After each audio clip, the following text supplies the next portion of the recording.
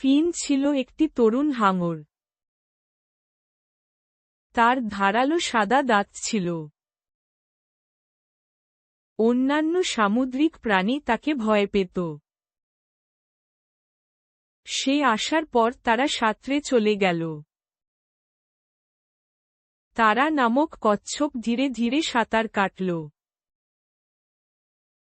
ফিনকে দেখে সে লুকিয়ে পড়ল।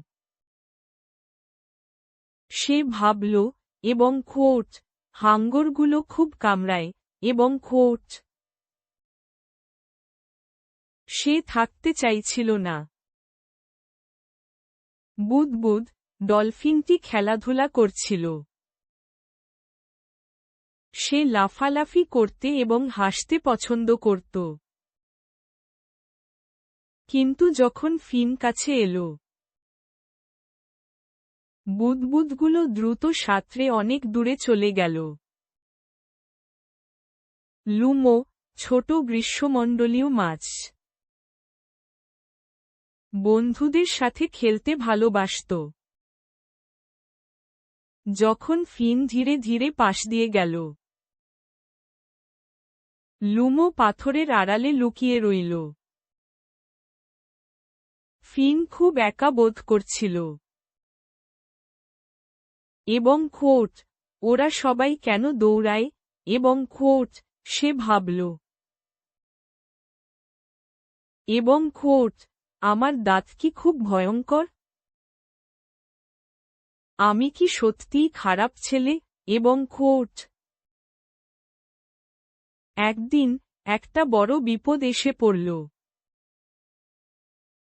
সমুদ্রে একটা প্রশস্ত জাল ডুবে গেল। অনেক ছোট মাছ আটকা পড়েছিল। তারা চিৎকার করে বলল, এবং খোঁচ, আমাদের সাহায্য করুন, আমাদের সাহায্য করুন, এবং খোঁচ। তারা জালে ঠেলতে চেষ্টা করল। বুদবুদগুলো তার নাক দিয়ে টেনে নিল। লুমো ভয়ে ভয়ে বৃত্তাকার সাঁতার কাটছিল। কিন্তু জালটা খুব শক্তিশালী ছিল। ফিন তার বন্ধুদের সমস্যায় দেখতে পেল। সে দ্রুত সাঁতরে জালের দিকে এগিয়ে গেল। সে তার ধারালো দাঁতগুলো প্রশস্ত করে ফেলল। সে বারবার দড়ি কামড়াল। জালটি ভেঙে টুকরো টুকরো হয়ে গেল। ছোট মাছগুলো সাঁতরে মুক্ত হয়ে বেরিয়ে এলো। তারা হেসে বলল, এবং খোঁচ, ধন্যবাদ, এবং খোঁচ। বাবলস হেসে বলল, এবং খোঁচ, ফিন আমাদের সবাইকে বাঁচিয়েছে, এবং খোঁচ। ফিন তার হৃদয়ের ভেতরটা উষ্ণ অনুভব করল। এবং খোঁচ, আমার দাঁত ভীতিকর নয়, এবং খোঁচ, সে বলল। এবং খোঁচ, তারা আমার বন্ধুদের সাহায্য করতে পারে, এবং খোঁচ।